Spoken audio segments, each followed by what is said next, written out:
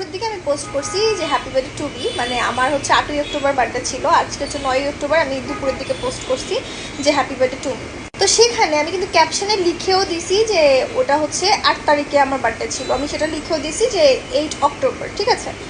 And সেখানে কিছু কিছু গুণী গুণী মানুষ, অনেক মেধাবী, অনেক জ্ঞানী মানুষ কমেন্ট করেছে, আপনারা মানুষ মরলেও দেখান, বাথরুমে গেলেও দেখান, যা করেন সবই দেখান, তাহলে জন্মদিনে কি করলেন সেটা কেন দেখালেন না?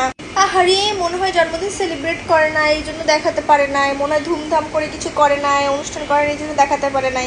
ওদের তো ব্লক মারছি। এরপর এখন আপনাদের জন্য বলি, হ্যাঁ যা করি সবই দেখাই, কিন্তু যেটা দেখাতে স্বাচ্ছন্দ্য বোধ করি সেটাই দেখাই।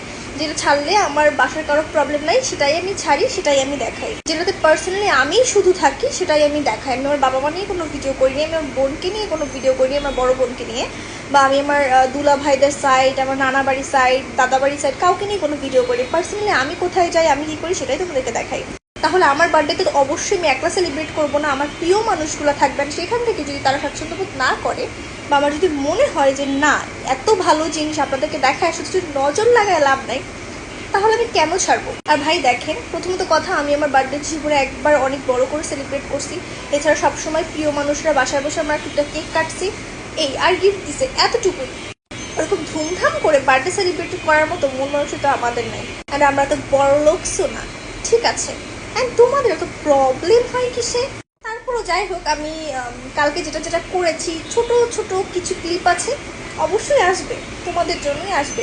আমি এটা জানলে আগে ভিডিও করে রাখতাম যে কী কী করেছি, কি না করেছি, কি কি গিফট পাইলাম না পাইলাম। আসলে মানে তোমরা মানে বামে গেলেও দোষ ধরো, ডানে গেলেও দোষ ধরো।